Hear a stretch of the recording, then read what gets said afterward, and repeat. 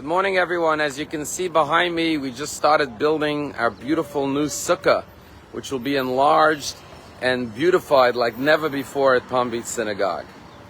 But we find something very unique at the holiday of Sukkah that we don't find by any other holiday. You see, the Sukkah has to be a beautiful structure, but it can't be a permanent structure. It has to be a temporary structure.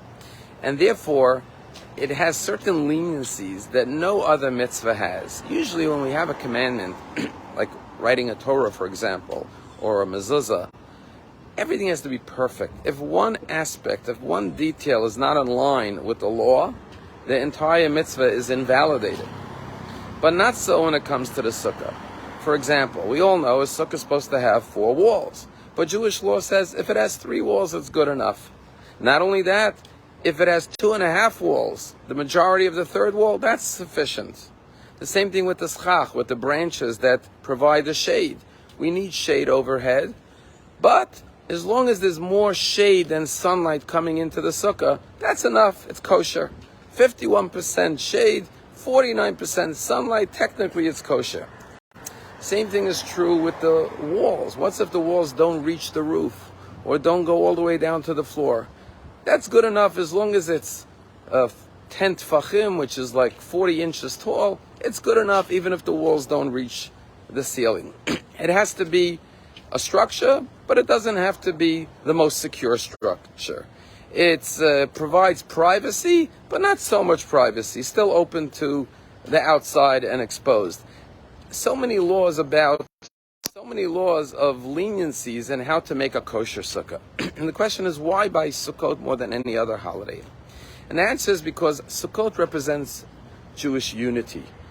As we said, the 4 species represents Jews coming together. But also the actual sukkah, rabbis tell us, all of the Jewish people can dwell in one sukkah together. Meaning to say, if theoretically, hypothetically, we built a sukkah big enough, the entire Jewish nation could enter into that sukkah. And what the rabbis are trying to tell us is that the sukkah represents unity and peace. That's why we say, spread over us your canopy, your sukkah shlomecha, your sukkah of peace. And that's why it's the most joyous holiday, because we all know the greatest joy in life comes from our loving relationships, our family, our friends. And therefore, when all of the Jewish people can dwell together and feel a sense of connection and love and unity, that is the joyous holiday of Sukkot. And therefore, building a sukkah has more leniencies than any other law. Why? Because the Torah is telling us is, if you're expecting perfection from everyone, you'll never have unity. A sukkah is the most imperfect structure. 3 walls, 2.5 walls, only 51% shade. But when you look at the sukkah, you're reminded what you need to have unity.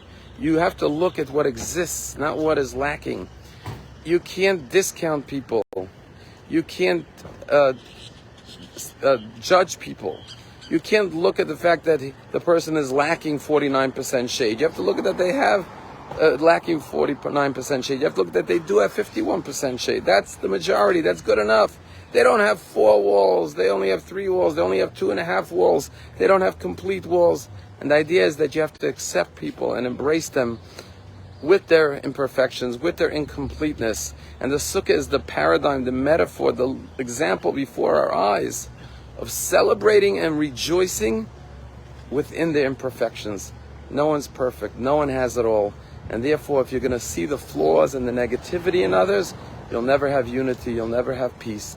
You'll never have joy. It's only when you could love people for who they are, see them for their good, positive characteristics and attributes, then you could unite with every single person. The story about this fellow comes to his doctor. Doctor says, "What's wrong?" He says, "My whole body is hurting me." He says, "Look, wherever I touch, it hurts." He touches his chest, ouch, he says.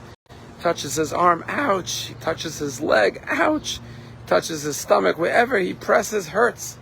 The doctor examines him and says, "I think the problem is that you have a broken finger." Sometimes we point out everyone's flaws, not realizing that the greatest flaw lies within us, because we only notice the flaws rather than focusing on all the good.